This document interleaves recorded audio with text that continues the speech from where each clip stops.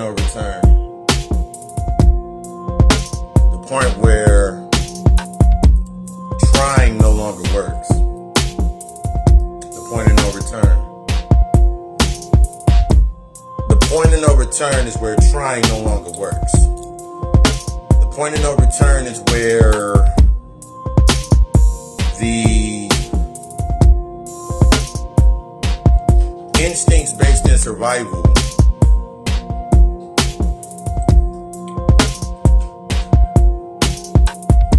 no longer provide comfort. The point of no return. You're healing, you're becoming, you're shifting, you're changing, you're evolving. It comes at a place called comfort. It comes at the cost of comfort. Your energy, the truest essence of your energy and your power, it comes from a place that is very in the deepest dark depths of yourself. If every day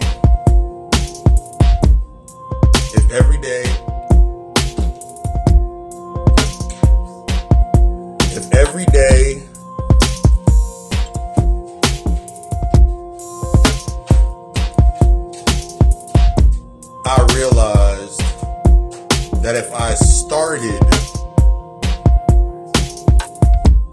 a little more than I did the day before, then my evolution or my growth would be sustained. If every day I challenge when I say I'm trying,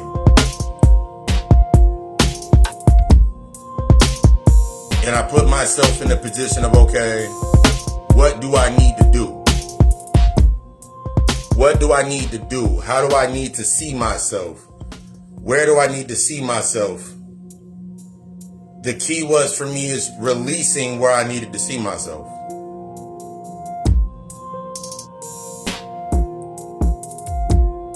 That's the point of no return. If the only thing that was stopping me was trying to see myself somewhere, then that means I have to remove from myself who I thought that I needed to be. The attributes. This is where we look at the point of no return. This is where we start to really assess our standards. This is where we actually start the process of healing. I remember a lot of times for points in my life. And it happens in the points of a lot of our lives. We're looking at the external aspect to be our beacon. That means I remember a lot of times for myself where I would sit there in a position, and I'll give an example. In 2004, I got my degree in psychology. I got my degrees in psychology and business. It took me almost damn near a decade before I actually started using those aspects. Because the reason that I got them was simply based on whatever previous wound was there. Rejection, acceptance, better life, the hope cycle.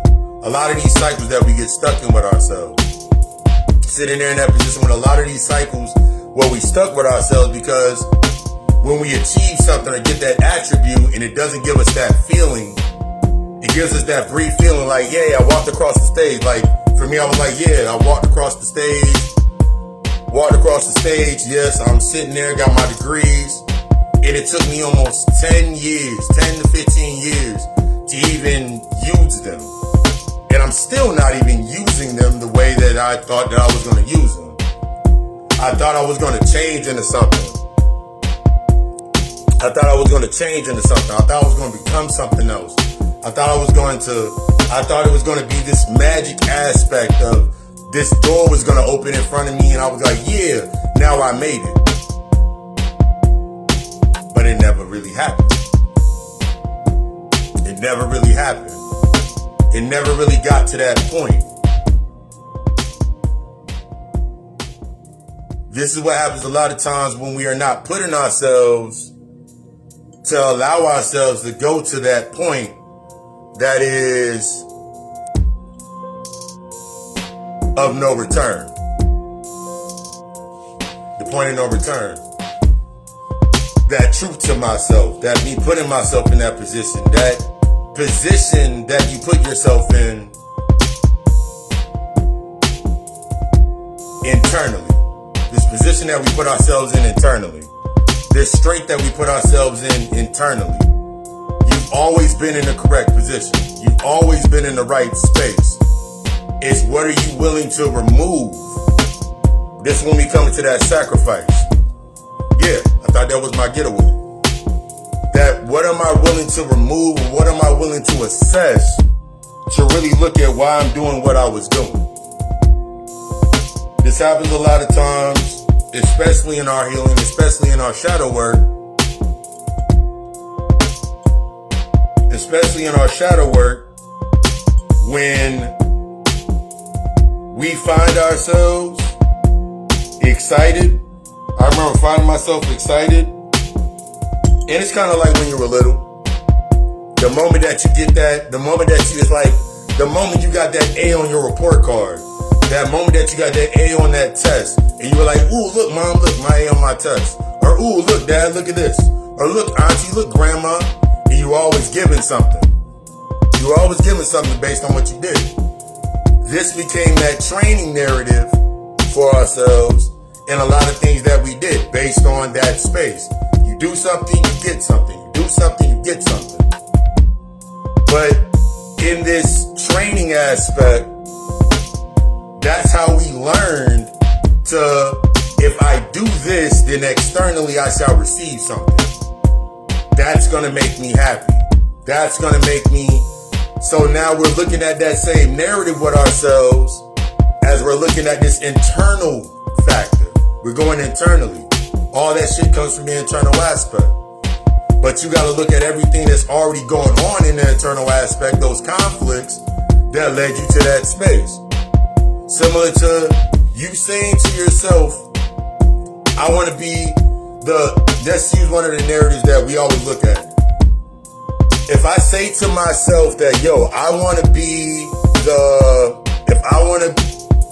the first nigga to go to college in my family. There's nothing wrong with that thought process. There's nothing wrong with that thought process. It's an achievement.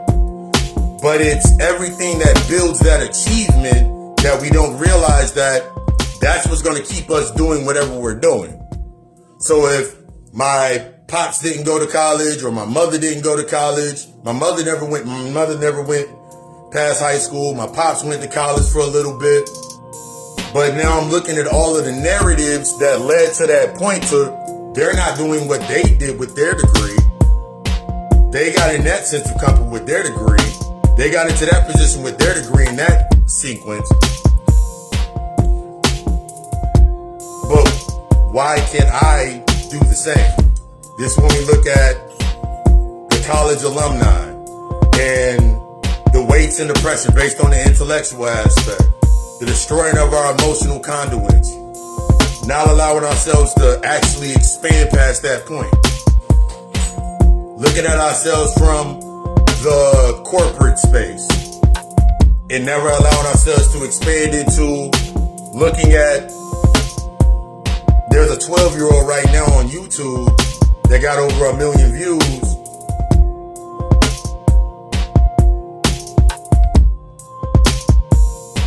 That's that point of no return. These are examples of that point of no return. Looking at the space right now, let's use COVID-19 as an example. COVID-19, everybody was like, oh my God, it was a bad thing that happened when COVID-19 happened and it shut us down and now I don't know what to do. all COVID-19 showed you was, are you willing to do this aspect in your life? Are you willing to keep making this aspect in your life and keep accepting through that external narrative? Or are you going to really sit down with yourself? Are you really going to start assessing yourself? That's all COVID-19 showed me, was it was time for some assessment. It was time for me to start putting myself in a position of, I'm going to do this, but I had a plan B. I always had that plan B. When it comes into doing this internal work, the thing that stops us is that plan B. That plan B or that old image, that plan B or that old identity, that plan B or that old aspect of ourselves that we just can't seem to get rid of because it has history. It has that memory aspect. But a lot of times, as I break down with clients, it's not the memory, it's the lesson. That memory made you happy. Okay. You have to learn the lessons of how that made you happy. You gotta learn the lesson of how that put you in a peaceful situation. Similar looking at a position like, I put a post up a couple of weeks ago. I was like, if I can imagine when I sit down and I do my meditation, I can imagine being in a golden meadow, like the meadow on Gladiator, in a golden meadow and feel the sun touching my body. Do I really have to go to that golden meadow? Do I really have to go to that meadow? Do I really have to go to that space? Do I really have to go there? Or can I bring it into my mind? Because if I start internalizing that aspect, my intention, this is how we set our intentions. If I set my intention to that narrative, naturally, as it expands, that's when the heart is expanding. Naturally, as that energy expands, it's naturally going to highlight everything that I need to remove in order to make that my reality. It's going to show me everything that I need to remove to make that my reality. And before I know it, in that true aspect of self, I'm going to go to that point of no return. I'm going to be in that position like, damn, I'm here. And it's not based on it making me happy. It's based on I'm radiating at that level of that happiness. I'm radiating at that emotional state. I'm radiating at peace. So now everything around me is my peace. This is when if you ever study the minimalism, and you looking at people that got in their space, they literally when you look at minimalism, they got literally a bed, they got a lamp, they got a small table for their office. It's expanding into that minimalistic view.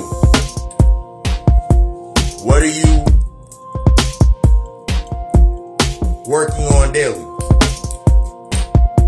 What are you putting yourself into? What are you looking at daily? What are you working on daily? What are you tapping into daily? What does it make you? What does it do?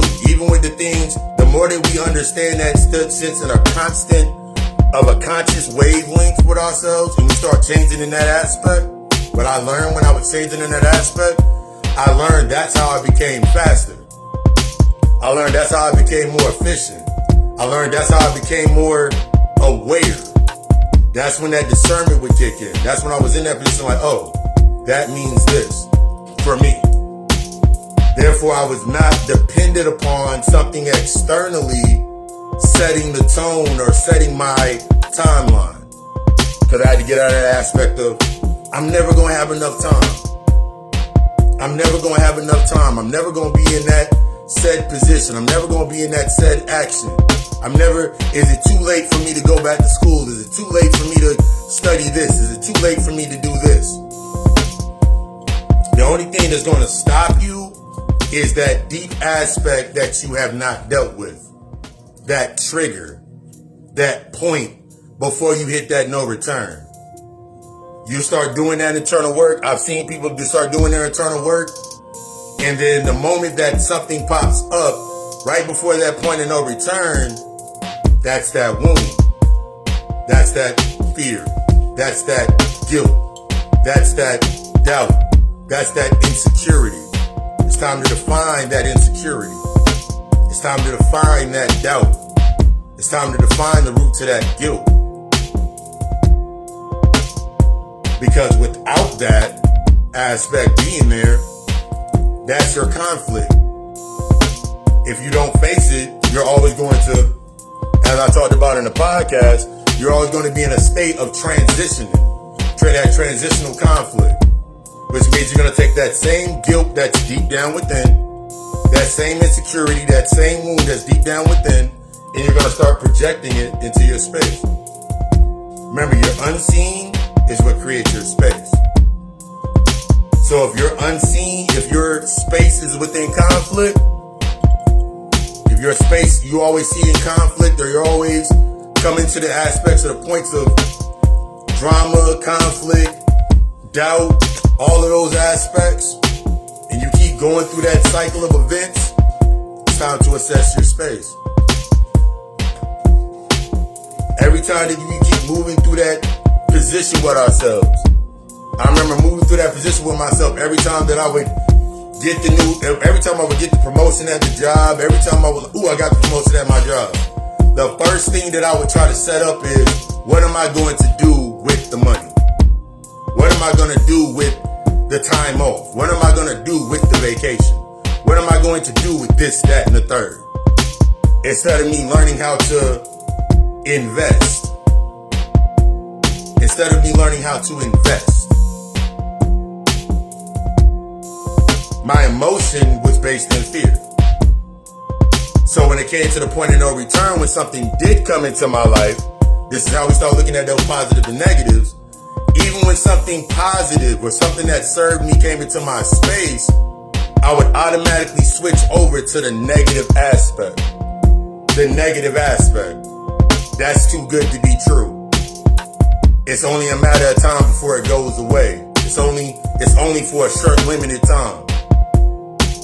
Because insecurity, rejection, doubt, that fear. Remember, there's only two emotions, fear and love. So if you're feeling hatred for something, what are you fearing? If you're always in that state of depression, what are you fearing? If you're always feeling resentment for something, what are you fearing? If you're always in that space, if you're always in that guilt, that doubt, that insecurity, what are you fearing? Where did you learn that? Where was that imprinted at? Where was that input? What was the first input? Where was that first input? Where was that first aspect? You're like, oh my God, that's when it first happened. Some of us, I talked about it yesterday. Some of you are moving in a cycle. Some of us move in that cycle. I remember moving in that cycle where every time that I was faced with, for an example, we're going to get deep into this on Friday. I remember sitting there in that example with myself. I remember sitting in a space, and I remember my boss would come down on me real hard, or somebody would come down on me real hard, and my reaction, I would get quiet, I would stay to myself, I wouldn't speak up. I didn't realize that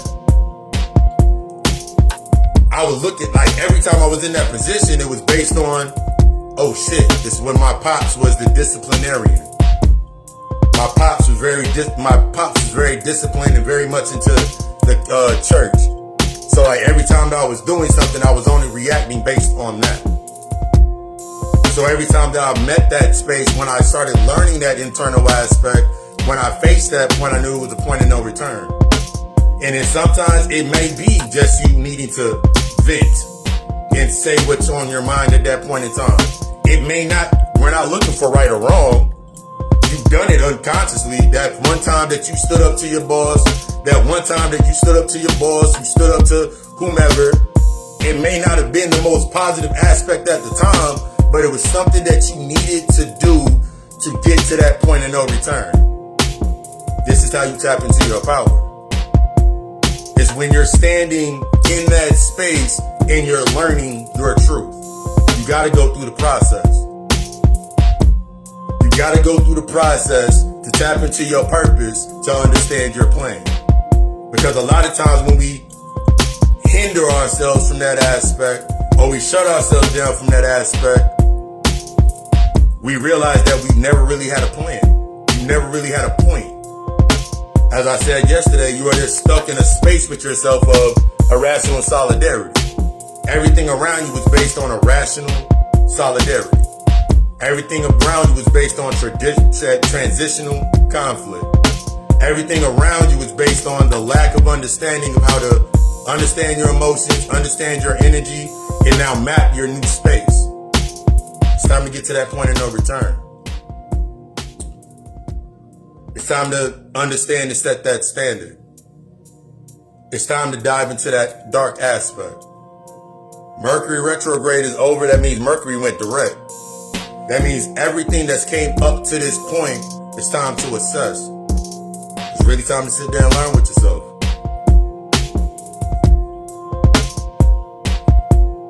Don't be afraid to let go. Don't be afraid to let oh my God, it all fell away. I'm losing this, I'm losing that, I'm losing that. It's part of your process. Trust yourself. Do you trust yourself? I couldn't learn to trust myself based on the external anymore. I would sit there in that space, like, I would start losing things. So then I started losing my attachments to what I thought I gained based on trusting myself. I was always, oh my God, if I lose this, then I'm not happy. If I lose, it's time to let it go. I look at things now, different perspective. I move into that aspect, different wavelength. I desire you to be the fucking best. Got my compression socks on, so I'm extra hot. Tonight on the God Hour Show, we don't get into that. Tonight on the God Hour Show, 7 p.m. Eastern Standard Time, we don't get into the standard bias standards. This Friday, we getting into wanderlust. What are you gonna do with your day? What are you gonna do at this moment and this point? You in the right position. What are you gonna do with it? Sometimes isolation, if you're feeling isolated, it's time for that isolation to come up. Stop looking at it as, I don't want to be isolated. That isolation is needed. If you keep going around and you keep seeing things in conflict, it's time to assess those conflicts. I desire you to be the fucking best. Everything from consultations, readings, setting up those sessions. You just need that. You just need a space to vent into. Hit me up in the inbox or hit me up in the DMs. And if you see this video on YouTube, hit me up in the comments on them or hit the number. There's no more excuses for you to become the greatest version of yourself. You've always been in the right position. What are you going to do with it? I love you.